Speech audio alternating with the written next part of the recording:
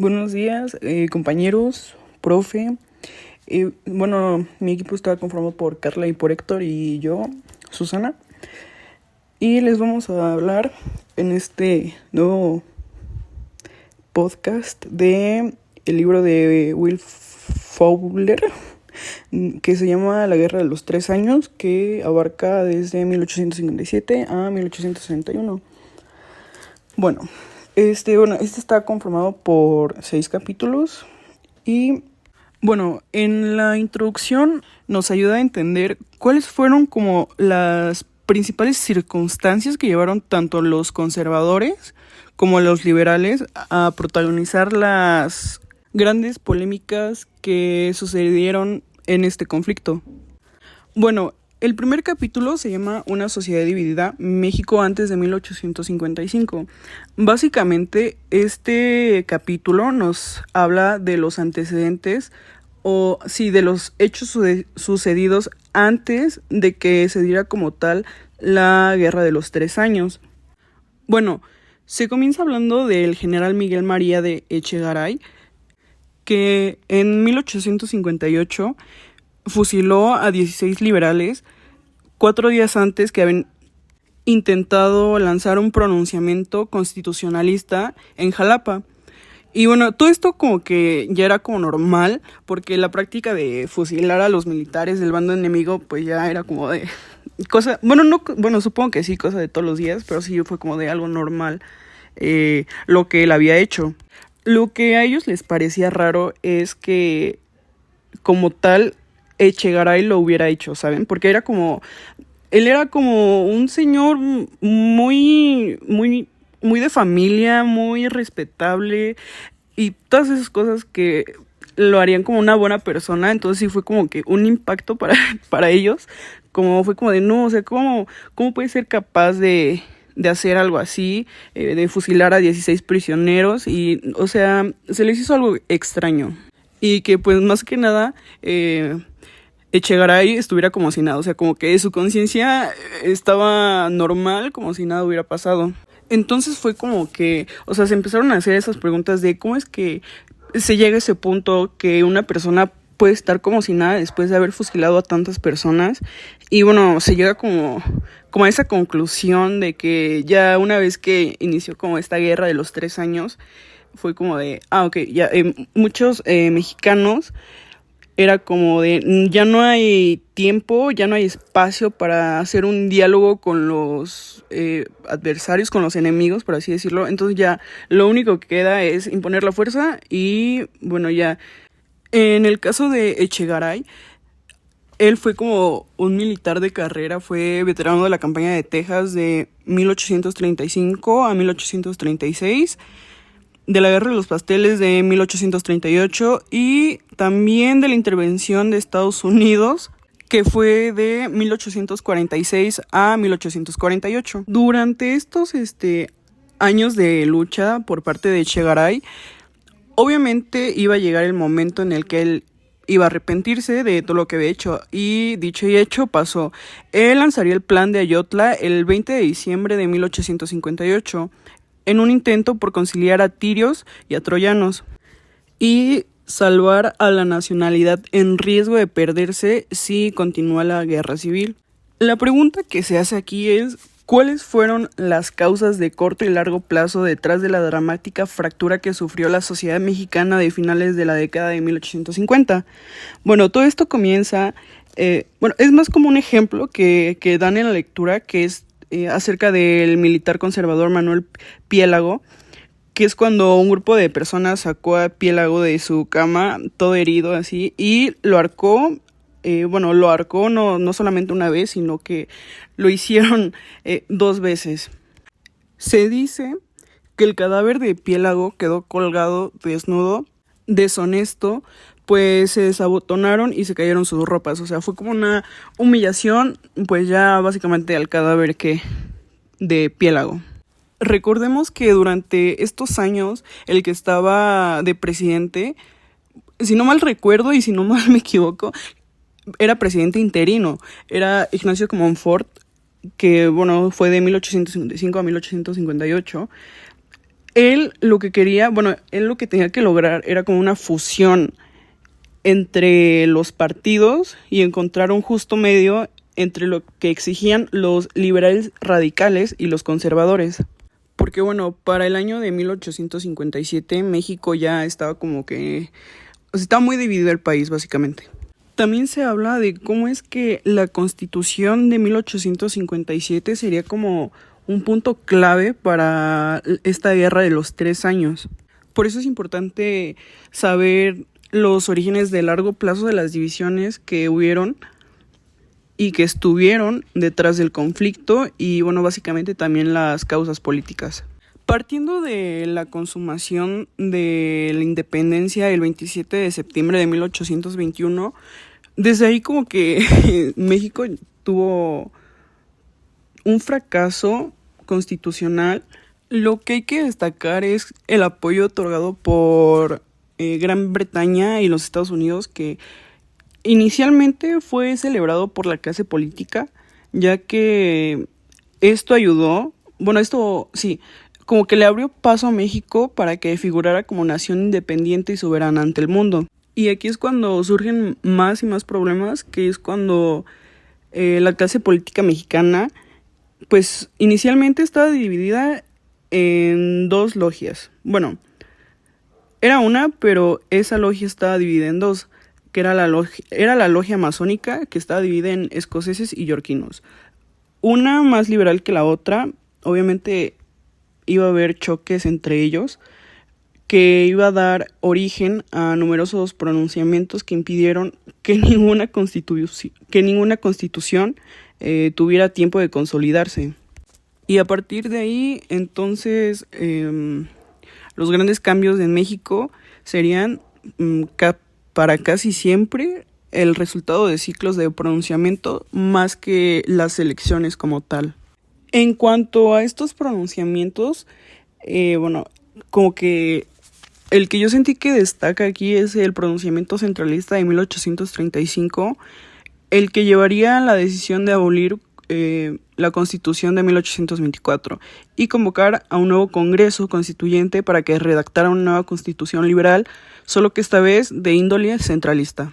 Y aquí es como meternos en temas peligrosos porque se habla como de la cuestión religiosa, que es como la que se convertiría en la preocupación principal del pensamiento conservador de mediados del siglo XIX. Así que sí, bueno, para los conservadores obviamente lo más importante para ellos era como seguir con la religión católica, o sea, era como recuperar la importancia que tiene la religión y bueno, obviamente también a la iglesia.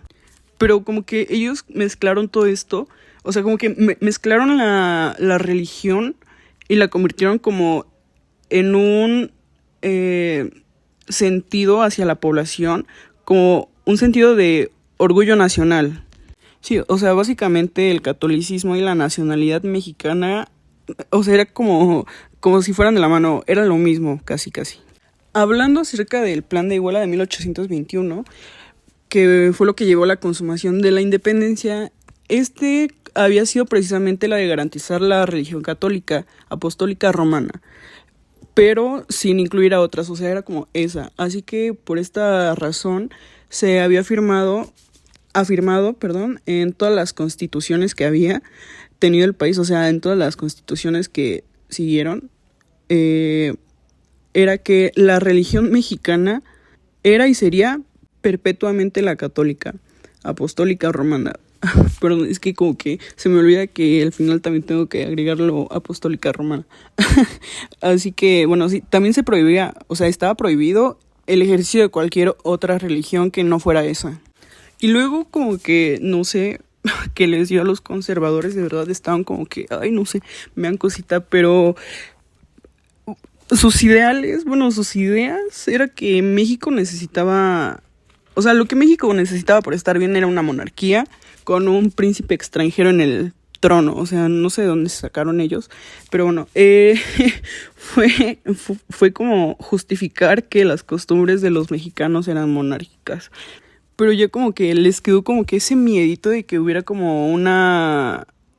No una reconquista, pero como que Vaya, vivían con el miedo constante, como dice el meme, vivían con el miedo constante de que Estados Unidos anexara más territorio de México hacia ellos, ¿saben? Entonces, fue como de, ok, tenemos que buscar un príncipe de la familia real europea como una manera de proteger a México de la amenaza expansionista territorial estadounidense.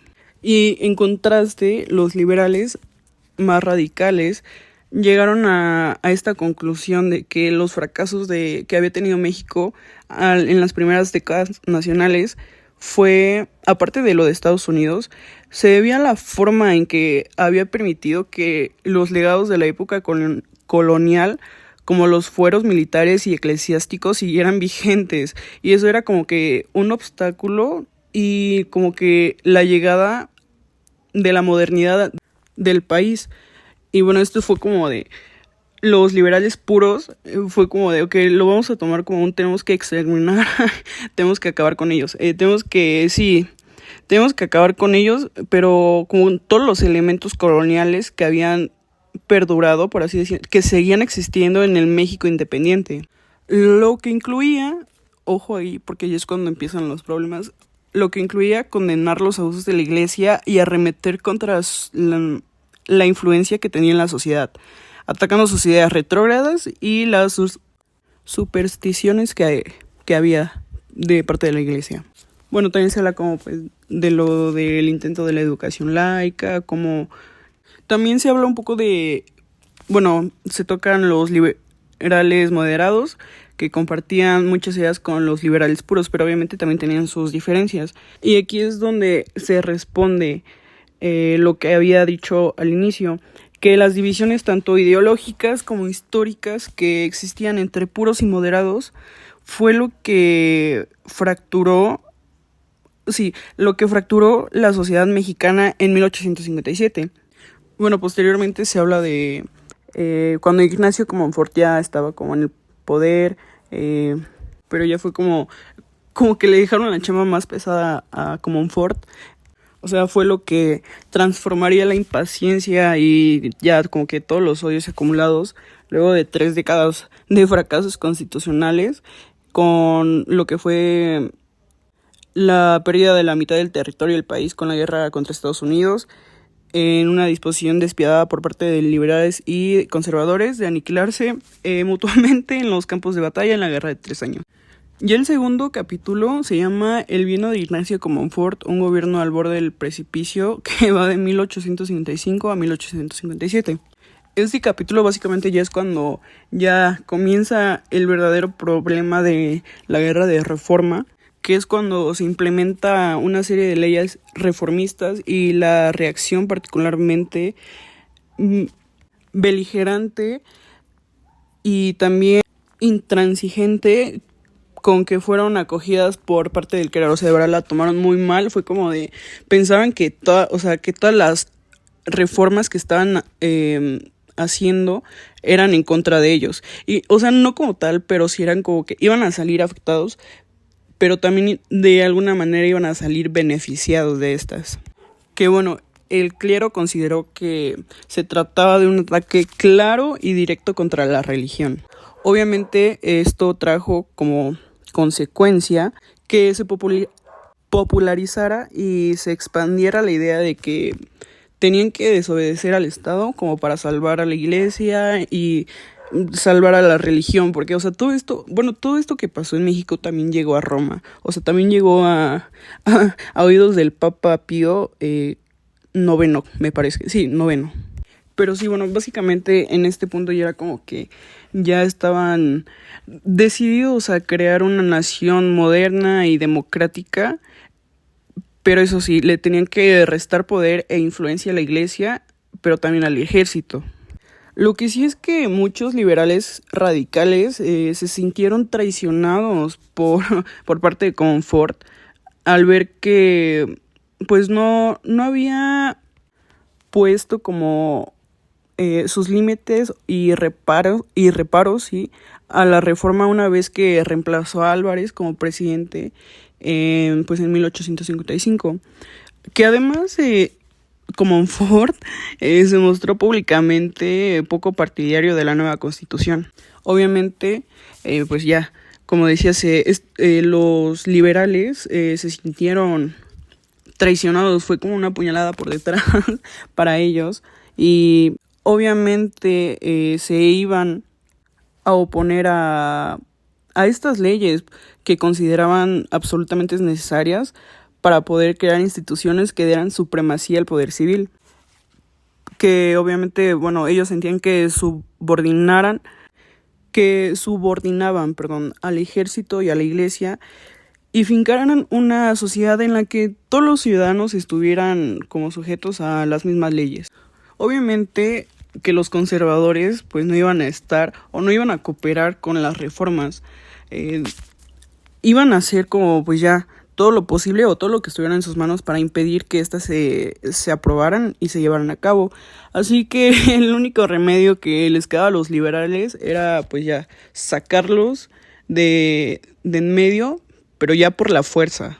Realmente lo que me sorprendió es cómo la iglesia tomó o tenía como tanto poder en ese entonces que de verdad todo le parecía mal. O sea, todos los intentos como de reformas que les dieron las tomaban a mal y sentían que, o sea, en parte pues sí las afectaban, pero como decía al inicio, pues también las beneficiaban. De hecho, recuerdo que en una parte de la lectura se menciona que los territorios que eran parte de la iglesia y que no se ocupaban, como que el Estado los iba no a comprar, pero sí era como que los iba a dar a otras personas para que les dieran como un uso adecuado del territorio, vaya. Y obviamente tanto el Estado como la iglesia iban a tener ganancias, pero obviamente ellos no estuvieron de acuerdo tampoco con esto. Pero ojo, o sea, no solo iban a afectar como a la iglesia, recordemos que también iban a afectar a los militares, al ejército, y obviamente estos también iban a tener disgustos con Comonfort por las leyes que estaba aprobando. Principalmente la ley Juárez, que fue la que atacaba sus fueros y también redujo drásticamente el presupuesto del ejército permanentemente. Por lo que obviamente la clase militar buscaría derrocarlo luego de haber reducido tanto su número de fuerzas como sus privilegios. Y después se hablan acerca de las leyes que fueron aprobadas durante este gobierno, que en cuanto a la iglesia y ¿cómo se llama? Sí, más que nada la iglesia, que fueron diferentes artículos de la Constitución de 1857 los que llevaron a que la postura del clero se endureciera más. Estas leyes fueron la Ley Juárez del 22 de noviembre de 1855, la Ley de Intervención de los Bienes Eclesiásticos de la Diócesis de Puebla del 31 de marzo de 1856, el exilio decretado del obispo de Puebla, Pelagio Antonio de la Bastida y Dávalos, el 12 de mayo de 1856, la Ley Lerdo del 25 de junio de 1856, el cierre y la nacionalización del convento de San Francisco en la Ciudad de México el 17 de septiembre de 1856, la ley del registro civil del 27 de enero de 1857 y la ley Iglesias del 11 de abril de 1857. Básicamente la ley Juárez fue como que la que ya dio paso a los liberales para dar inicio a la reforma del país. Y fue que ya ni el ejército ni la iglesia iban a poder transigir en absolutamente nada en todo lo que concierne a sus privilegios, recursos e independencia frente al Estado. Obviamente esto fue un totalmente desacuerdo como para los miembros del ejército y del clero, más que nada por el artículo 42 que suprimió el fuero militar y el eclesiástico en todos los asuntos civiles, diciendo que en lo que concierne a la justicia civil, eclesiásticos y militares ya no podrían escudarse detrás de sus correspondientes fueros. Y también se habla como de ya si una persona, por ejemplo, pusieron el ejemplo de un cura.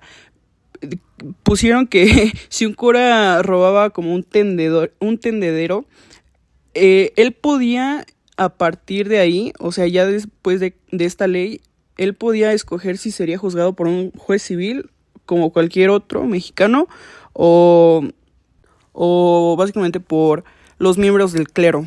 Y bueno, más que nada se hace hincapié en que la ley Juárez no abolió los fueros, o sea, solo como que suprimía todos los tribunales especiales, con excepción de los eclesiásticos y los militares. Y bueno, luego se habla de cómo el 10 de marzo de 1856, José María Lafragua, que era de Gobernación, Manuel Paino de Hacienda, Manuel Siliceo de Fomento, Ezequiel Montes de Justicia y Luis de la Rosa de Relaciones Exteriores, le escribieron una carta a Ignacio Comonfort diciéndole que, bueno, lo que podía hacer era darle, pidiéndole, exigiéndole una gruesa suma de dinero al clero como indemnización de los gastos de guerra, vendiendo las fincas si no la entrega al punto. Pues ya ahí fue cuando Comonfort aprobó la ley de intervención de los bienes eclesiásticos de la diócesis de Puebla del 31 de marzo de 1856, con la que acusaba al clero de Puebla de haber fomentado esa guerra por cuantos medios han estado a su alcance. Y ya bueno, o sea, y ya ese dinero se iba a ir a las viudas, huérfanos, mutilados que han quedado reducidos por este estado por resultados de la misma guerra. Posteriormente, obviamente, la Bastida no lo tomó bien y el 12 de mayo se decretó el destierro del obispo Labastida. Ojo que la Bastida tiene mucho que ver aquí porque fue como que el que se fue a Roma y fue el que le estuvo informando todo al Papa Pío IX y, o sea, fue todo un show. Y bueno, ya aquí es cuando llega la ley Lerdo, que es la que les platicaba hace un momento, que es la que... Bueno, básicamente la intención que tenía la ley Lerdo era reactivar la economía estancada, incentivando el mercado inmobiliario, convirtiendo los bienes corporativos de la iglesia, los ayuntamientos y los pueblos de indios en activos líquidos. O sea, básicamente era poner a la venta dichas propiedades, sería posible inyectar una nueva vida a la economía, contribuir a su modernización y convertir a los arrendatarios en pequeños propietarios, mientras que la iglesia sería compensada debidamente y el Estado recaudaría valiosos impuestos, cobrando una alcabada del 5% por cada traslación. Pero como decía, obviamente el clero no lo tomó bien y pues no le pareció, porque lo tomaba más como una expropiación, un asalto a la base material de sus actividades y un ataque al derecho sagrado a la propiedad, fuera privada o corporativa. Y pues ya obviamente fue cuando el clero decidió como tomar cartas en el asunto y fue cuando no tardaron en circular hojas sueltas en las que amenazaban con excomulgar a quienes osaran aprovecharse de la ley Lerdo para apropiarse de bienes de la iglesia. Y ahí es cuando el 17 de septiembre Comonfort fue que decretó que se suprimía el convento de San Francisco en Ciudad de México. Y bueno, determinó que la riqueza que generara obviamente se iba a repartir entre el orfanatorio, casa de dementes, el hospicio, colegio de educación secundaria para niñas y escuela de artes y oficios de esa capital. Y pues ya es cuando se vienen más problemas para Comonfort, obviamente desde el Vaticano, cuando les dije que la Bastida estaba en todo ese show, y fue cuando Comonfort dijo, tengo que hacer algo para arreglar esto. Entonces como que mandó a Ezequiel Montes, pero bueno, el Papa me imagino que estaba muy enojado y obviamente se negó a recibirlo. Luego pues fue cuando lo de la ley del registro civil del 27 de enero de 1857, porque recordemos que en ese tiempo, no sé, creo que ahorita ya no, fue que la iglesia se encargaba de todo lo de las actas de nacimiento, las actas, me parece, de defunción, quienes pertenecían al clero y quienes no. Entonces como que esa ley lo que buscaba era que ya como que todo se fuera como al lado civil, o sea, como que la iglesia ya no participara en esa parte. Y obviamente lo sintieron como una falta de respeto. Bueno, más que nada, un golpe a la autoridad que tenían ellos en ese entonces. Así que, bueno, obviamente en este punto ya el gobierno de Comonfort y la iglesia ya era como los peores enemigos. Obviamente su relación ya iba empeorando, iba de mal en peor. Luego, pues, obviamente, la Constitución del 5 de febrero, que fue publicada el 11 de marzo de 1857, fue como también algo muy importante para la iglesia. Bueno, importante en cuanto, ya que los afectaba, o bueno, los ofendía más que nada. Fueron como 8 puntos por los cuales dicen que, o sea, esa constitución era como la peor. O sea, era como, no, esa constitución no puede ser. Entonces, fueron esos puntos los que destacaron para que diera paso a que la iglesia les dijera al pueblo mexicano que no podían jurar la constitución de ese entonces. Y ahí es cuando otra vez se dan problemas entre el Estado y la iglesia, cuando más que nada la reacción del arzobispo Garza y Ballesteros fue como esa, la de prohibir que juraran la constitución, si no, les iban a negar los sacramentos. Y sí, pues básicamente eso de la constitución fue como el detonante para que se generara una situación muy violenta. Y ahí es cuando entra el Estado, que el gobierno decretó el 17 de marzo que los funcionarios, autoridades y empleados, tanto civiles como militares, que se negaran a hacerlo, o sea, que los que no iban a jurar la Constitución no podrían seguir desempeñando sus respectivas funciones, o bueno, sus trabajos. Y aquí es cuando pasó algo interesante, con con el gobernador del Distrito Federal y el Cabildo metropolitano. Fue que pues, o sea, se negó a abrirles las puertas de la catedral, o sea, los dejó afuera. Fue como de, bye. O sea, y fue como de, no, es que no los puedo dejar entrar por órdenes del señor arzobispo. Y fue como de, no, entonces ahí, al difundirse el rumor de que bueno, es que así se llamaba el gobernador del Distrito Federal, Juan José Vaz. Cuando se empezó a difundir este rumor de que Vaz, en reacción al ultraje que había hecho el venerable Cabildo Metropolitano a la potestad civil, había ordenado encarcelar a todos y cada uno de los clérigos que pusieran un pie en la calle. Entonces sí, ya básicamente todo está saliendo de control. Ya entonces, obviamente hubieron disturbios por todo esto que pasó. Y ya pues lograron restablecer el orden. Y pues ya obviamente era un punto en el que, o bueno, eran unas circunstancias en las que el gobierno y la iglesia difícilmente iban a encontrar como un punto de estar de acuerdo en algo, como un punto de encuentro, de diálogo.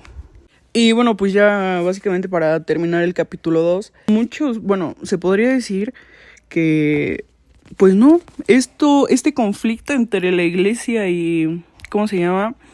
Y el Estado sería lo que llevó como ya al punto de iniciar esta guerra de 3 años. Pero no fue así. En realidad volvemos a lo mismo. Fue ya todo lo que tenía como Ford. Ya él se podría decir que fue como el encargado, quien lanzaría al país, así dice, quien lanzaría al país por el precipicio en un intento desesperado por evitar el cataclismo que veía avecinarse al apoyar el plan de Tacubaya. Ya para el tercer capítulo vemos el plan de Tacubaya y el estallido de la guerra civil, que a mí me parece más como este contexto o estos antecedentes de la guerra civil. Y es bien interesante porque entonces ya podemos ver la razón de esta guerra civil. Y es que si bien ya había como una, como que un grupo ya era el que lideraba, que era el liberal, por así decirlo, este incluso entre liberal había como que grupos, ¿no? Estaban los moderados y los puros, pero también estaban los conservadores, o sea que esos nunca desaparecieron. Entonces, la constitución de ese momento era el estandarte del México liberal, cosa que pues también causó conflicto con la religión y con la iglesia, que en su momento pues tenían un poder muy grande, y el clero, que era el representante de ese poder, pues no apoyaba al gobierno en turno, ni mucho menos a la constitución. Entonces, todo este tipo de conflictos, incluidos que había discusiones entre la reforma del país que se buscaba, entre los moderados, que decían que no era tiempo de la reforma, y los puros, que eran personas más jóvenes, que decían que la reforma se necesitaba ya. Y si bien ambos tenían como puntos a favor y bases para defender sus opiniones, creo yo que faltó una mediación en ese proceso para que, no sé si, no, en realidad no sé si se hubiera podido evitar la guerra civil, porque creo que yo hasta cierto punto que todo lo que pasó de todos modos iba a detonar, porque después en el proceso cuando Comonfort busca evitar esto, pues ya era, siento yo, inevitable, porque con el plan de Tacubaya esa era la idea, que se evitara una guerra civil y pues no sé, evitar muertes, evitar todo esto que ya antes había suscitado, porque en realidad México nunca dejó de estar como que en conflicto porque todos tenían diferentes opiniones y pues era un país muy joven, o bueno, una nación muy joven, entonces todos tenían como una opinión al respecto. Entonces, la idea era que se formara un país libre, que si bien ya se había planteado en la Constitución, se buscaba más amplitud respecto a eso, que el poder judicial tuviera más poder, valga la redundancia, que fuera un país igualitario también y que se limitara pues el poder de la iglesia, que eso también fue otro detonante muy fuerte del conflicto. Y es que otra cosa bien importante es que a pesar de que ya teníamos una constitución que establecía como leyes y había reformas y todo esto, la constitución no era suficiente para esa nación que estaba pues creciendo. Realmente a Comonfort siempre le llegaban como que cartas o escritos diciéndole que la constitución que tenían pues requería de reformas y requería de que se cambiara, ¿no? Entonces, creo yo que todo se fue acumulando para detonar precisamente en la guerra civil. Entonces, por ejemplo, los procesos de toma de posesión y la jura de la Carta Magna eran caóticos porque se daban escenas increíblemente violentas, entonces pues también como que ya iba apareciendo un poco del contexto de lo que se venía para México. Otra cosa que me llamó mucho la atención es que aquellos que habían jurado la Carta Magna eran castigados por la iglesia. Y es que el país pues sí era muy, muy creyente. Entonces, creo yo que esa forma de presionar de parte de la iglesia, pues también como que mantenía las creencias de las personas como que se sentían comprometidas entre lo político y pues su fe, ¿no? Entonces creo yo que todo eso se fue acumulando. Entonces, también otra cosa bien importante que fue para esto detonante de la guerra civil es que había muchísimos choques entre el gobierno y las guerrillas que no se podían como desintegrar. Por ejemplo, uno de los opositores del gobierno, creo yo, el más fuerte que se seguía mencionando después, es Tomás Mejía, y también que después retomará más importancia es Miramón y Osoyo. Y bueno, retomando lo del plan de Tacubaya, que se dio una reunión clandestina entre José Báez, Félix Zuluaga, Paino, que era lo que ellos buscaban plantear un golpe del Estado liberal, cosa con la que Comonfort no estaba de acuerdo al principio, pero al final termina cediendo.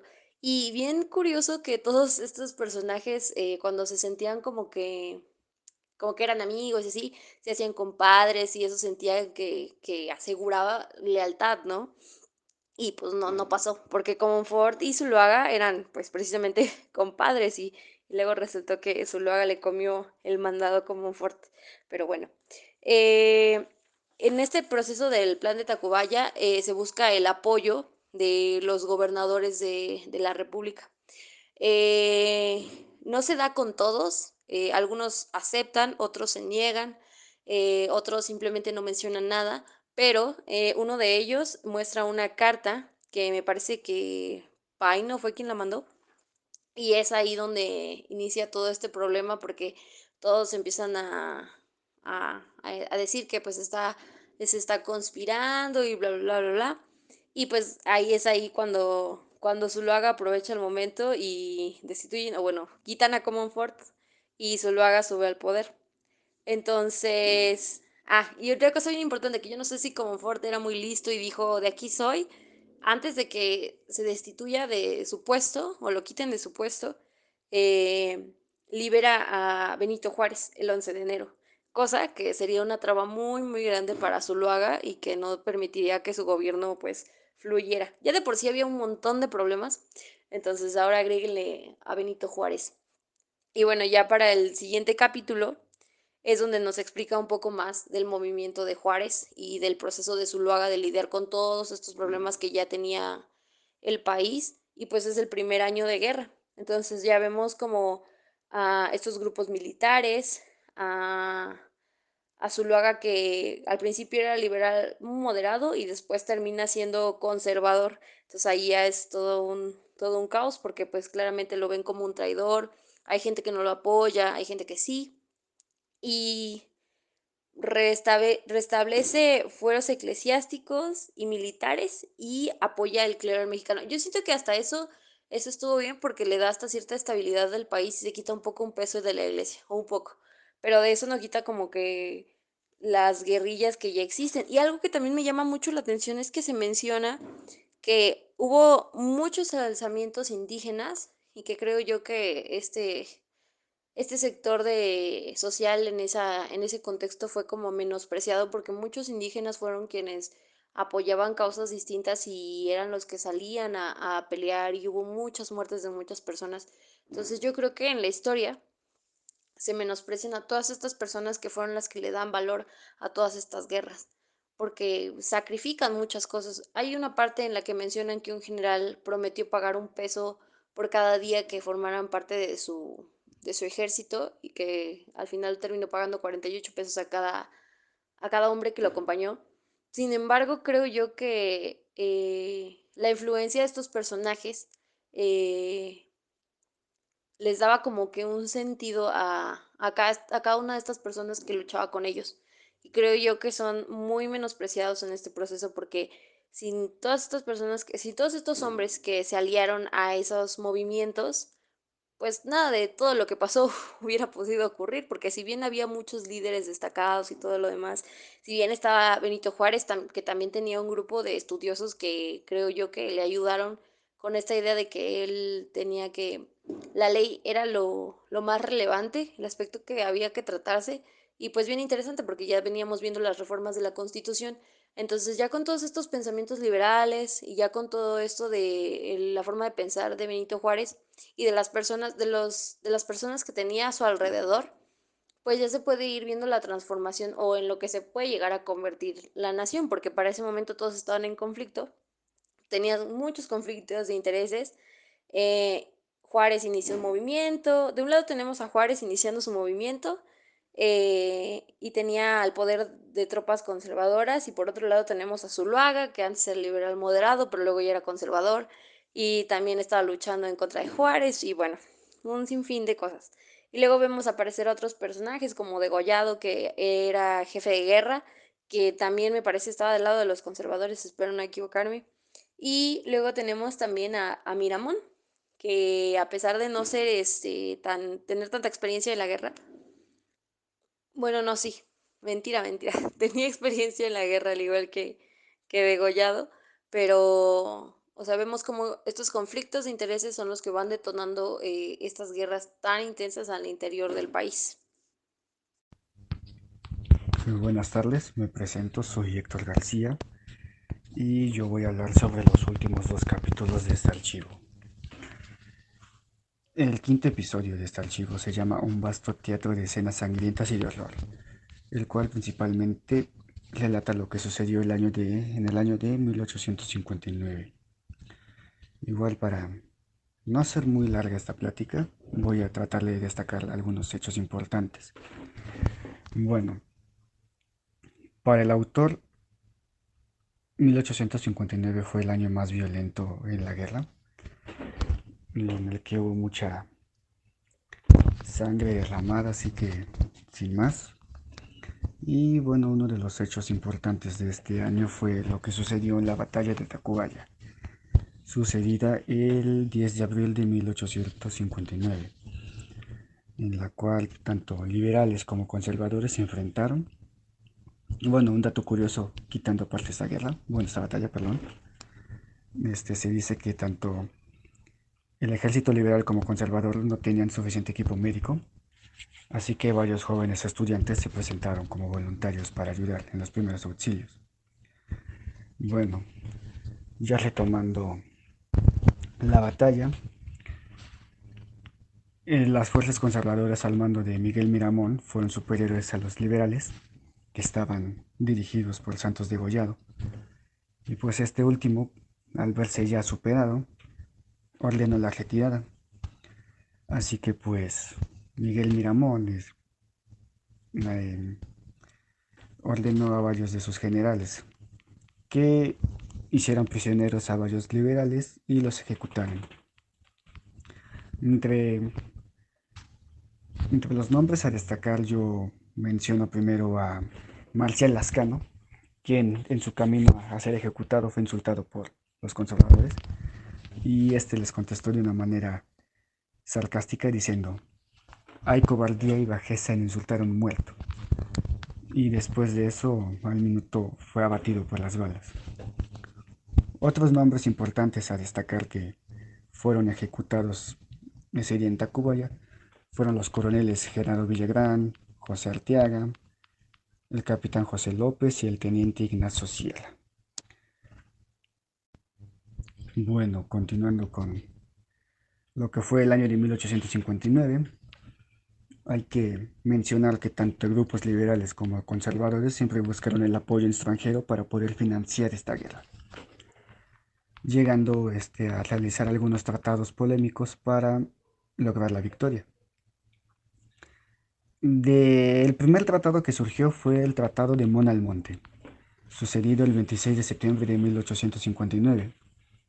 Este tratado fue por parte del grupo conservador y el cual básicamente consistía en que la monarquía española apoyaría a los conservadores a cambio de que la nación mexicana reconociera sus deudas y que en un caso hipotético de victoria conservadora, estos pagos iban a ser retribuidos.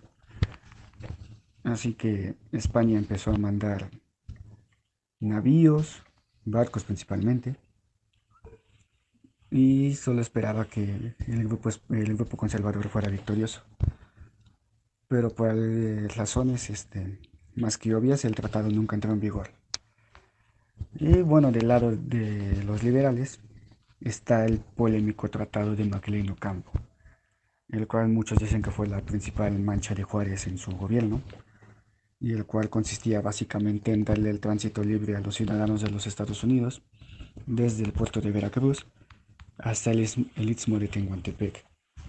Todo esto con seguridad, protección, inclusive hasta gastos pagados sobre esa vía, a cambio de 4 millones de dólares y el apoyo obviamente militar y económico.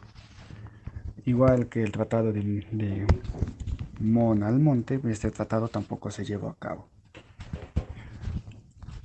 Y en este año también hubo varias leyes de reforma que cambiaron la perspectiva y relación entre el Estado mexicano y la Iglesia, ya que se confirmó la separación como tal. Entre las principales leyes a destacar que fueron publicadas en 1859 estaba la de la nacionalización de bienes eclesiásticos, ya que bueno, ya complementaba la ley Lerdo, que decía que ya no, los bienes ya no serían parte de la iglesia, sino ya sería parte del Estado. También está la de matrimonio civil, en la cual esta ley establecía que el matrimonio religioso ya no tenía ninguna validez oficial, por lo cual se estableció el matrimonio civil con el Estado. También estaba la ley del registro civil, en la que su punto principal era que ya no iba a ser responsabilidad de la iglesia llevar un control sobre, sobre las personas por parte de la iglesia, sino ya pasaría a ser a manos de empleados del gobierno, lo que son nacimientos, defunciones, y iba a ser ya parte del Estado, ya no de la iglesia. También la secularización de cementerios, en la cual pues ya el clero ya no tendría intervención en cementerios, en camposantos. Y la que yo considero, dos que yo considero más importantes fue la supresión de festividades religiosas, lo que eran días como Semana Santa, días de ciertos santos ya no iban a ser considerados días festivos, sino que ya solo iba a ser días festivos lo que fueran días decretados por el Estado. Y la más importante, la ley de la libertad de cultos, con la cual la ley católica, digo, la religión católica ya dejó de ser la única religión permitida. Con lo cual, pues, marcó un hecho importante y un punto de quiebre entre liberales y conservadores. Bueno, ya pasando a lo que es el último capítulo, que se llama Se imponen los constitucionalistas, que relata lo que fue el año de 1860. Bueno, tras lo sucedido en Tacubaya, retomando igual el año anterior, Miguel Miramón pues asumió el poder. Pero irónicamente, el grupo liberal empezó a tener más apoyo por parte de la sociedad, ya que pues bueno, a la par que Miguel Miramón estaba como, bueno, estaba al frente de la nación, pues competía directamente con las leyes de reforma impuestas por Juárez.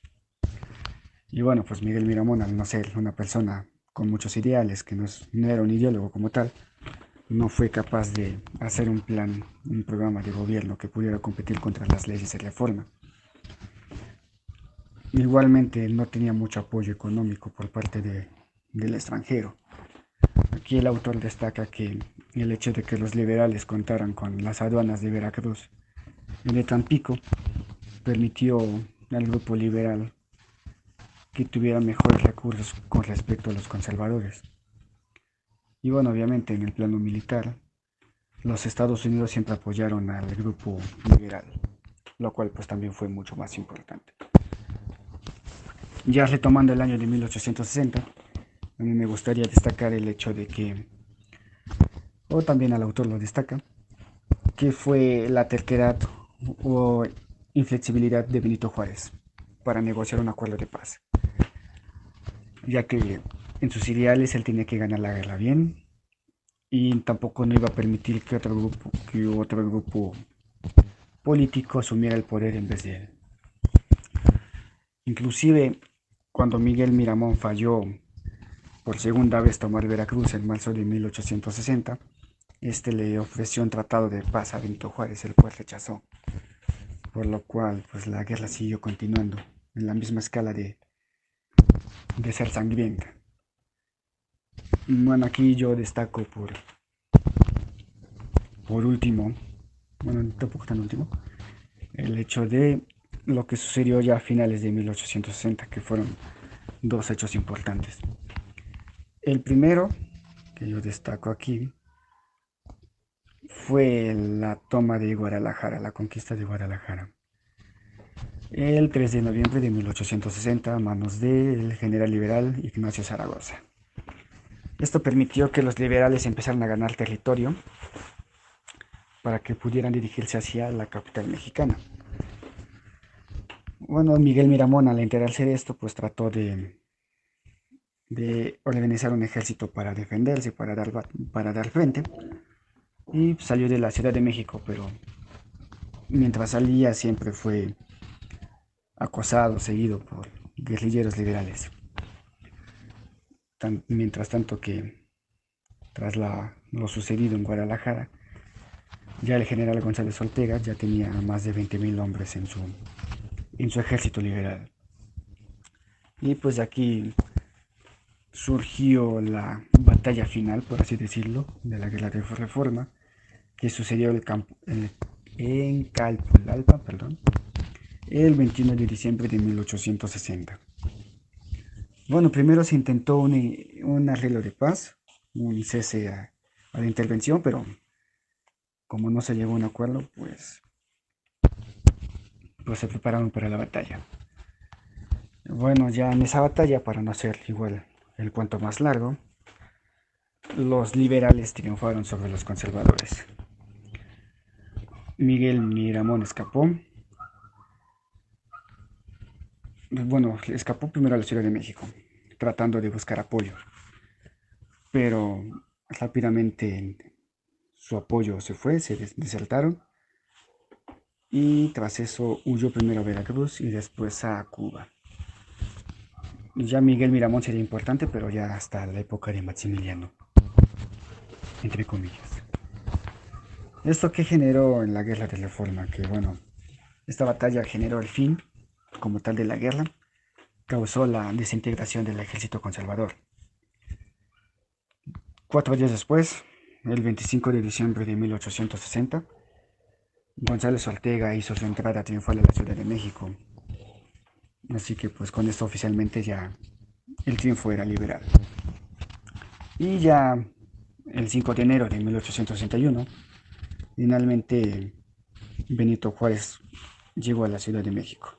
Aunque igual hubo alguna cierta oposición conservadora, ya no iba a ser con tanta sangriedad, si es que la palabra es correcta, ya iba a ser de otro modo. Y bueno, ya otra cosa principal a destacar fue que tanto el Estado marcó la pauta sobre la separación de la iglesia y el ejército con respecto al gobierno, el cual iba a costar un poco, pero se iba a lograr.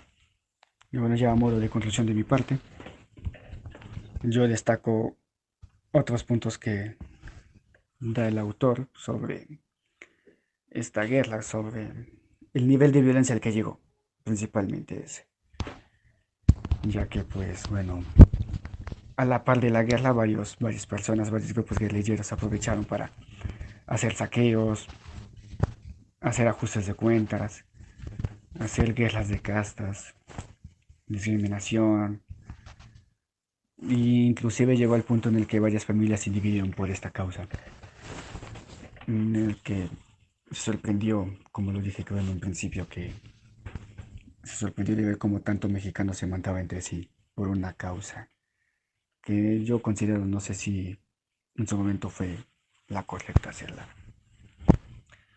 Y bueno, también ya igual a modo de despedida de mi parte, yo igual destaco el hecho de que el autor haya dedicado su tiempo para hacer esta obra,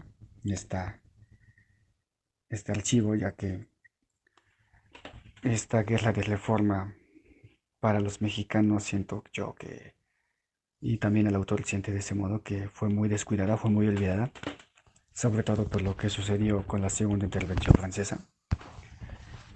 Y tras la ausencia de material importante, es bueno que alguien haya dedicado el tiempo para refrescarlos en la memoria con estos hechos, lo cual creo que sí nos va a seguir funcionando.